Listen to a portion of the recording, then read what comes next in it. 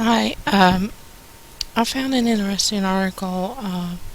This was to answer some confusion about who Jesus was, and this can explain it in a different light. This came from a long letter, excerpts from a long letter written by Benjamin Freedman.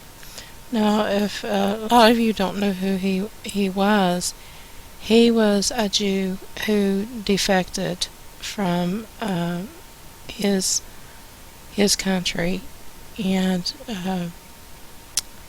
he was an American Zionist. So he was part of that inner circle. I mean, he defected from that. He converted to Christianity. And here's his explanation of who Jesus was. And the title of this is Jesus Was Not a Jew. The utterance by a Christian clergy, which confuses Christians the most, is constantly repeated utterance that Jesus was a Jew. That's a misrepresentation and a distortion of an incontestable historic fact is uttered by Christian clergy upon the slightest pretext. Jesus Christ was not a so-called or self-styled Jew. During his lifetime, Jesus was known as a Judean by his contemporaries and not as a Jew, and Jesus referred to himself as a Judean and not a Jew.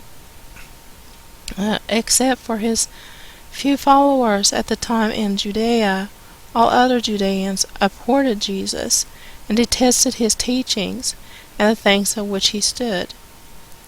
At the time of the crucifixion of Jesus, Pontius Pilate was the administrator in Judea for the Roman Empire.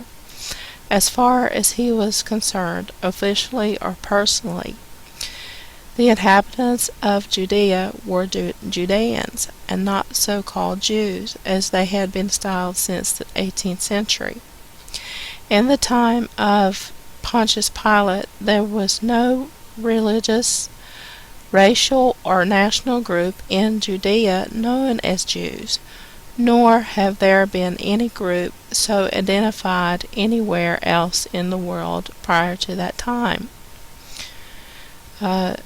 Pontius Pilate expressed little interest as the administrator of the Roman Empire, officially or personally, in the wide variety of forms of religious worship then practiced in Judea. These forms of religious worship extended from phallic worship and other forms of idolatry to the emerging spiritual philosophy of an eternal, omnipotent, and invisible divine deity, the emerging of Yahweh, or Jehovah, a concept which predated Abraham of the Bible fame by approximately 2,000 years. As I explained, when the word Jew was first introduced into the English language in the 18th century, its one and only implication and inference and innuendo was Judean. However, during the 18th, 19th, and 20th century, a well-organized and well-financed international pressure group created a so-called secondary meaning for the word Jew among the English-speaking people of the world. This so-called secondary meaning for the word Jew bears no relation whatsoever to the 18th century original connotation of the word Jew. It is a misrepresentation. The United States Supreme Court has realized the second meaning of words. The highest court in the land has established a basic law to the secondary meanings and can acquire primary rights to the use of a dictionary word. Well-planned and well-financed worldwide publicity through every available Media by well-organized groups of so-called or self-styled Jews for 3 centuries have created a secondary meaning for the word Jew, which has completely blacked out the original and correct meaning of the word Jew. There can be no doubt about that. There is not a person in the whole English world today that regards a Jew as a Judean in the literal sense of the word. That was the correct and only meaning in the 18th century. The generally accepted secondary meaning of the word Jew today was practically no exceptions in the made up of 4 almost universally believed theories. These 4 theories are that a so-called or self-styled Jew is a person who today professes the form of a religious worship known as Judaism, a person who claims to belong to a racial group associated with the ancient Semites, a person directly the descendant of an ancient nation which thrived in Palestine in Bible history, a person blessed by divine intentional design with certain superior cultural characteristics denied to other racial, religious, or national groups, all rolled into one. The present generally accepted the secondary meaning of the word Jew is fundamentally responsible for the confusion in the minds of Christians regarding elementary tenets of the Christian faith. It is likewise responsible today to very great extent for the dilution of the devotion of countless Christians for their Christian faith. The implications, inference, and innuendos of the word Jew today to the preponderant majority of intelligent and informed Christians is contradictory and in complete conflict with incontestable historic fact. Christians who cannot be fooled any longer are suspected of the Christian clergy who continue to repeat and repeat and repeat ad nauseum their pet theme song, Jesus was a Jew. It is actually now approaches a psychosis. Countless Christians know today that they were brainwashed by the Christian clergy on the subject that Jesus was a Jew. Countless intelligent and informed Christians no longer accept unchallenged assertions by the Christian clergy that Jesus in his lifetime was a member of a group in Judea which practiced a religious form of worship then which is today called Judaism, or that Jesus in his lifetime here on earth was a member of the racial group which today includes the preponderant majority of all so-called or self-styled Jews in the world, or that the so-called or self-styled Jews throughout the world today are the lineal descendants of the nation in Judea, of which Jesus was a national in his lifetime here on earth, or that the cultural characteristics of so-called or self-styled Jews throughout the world today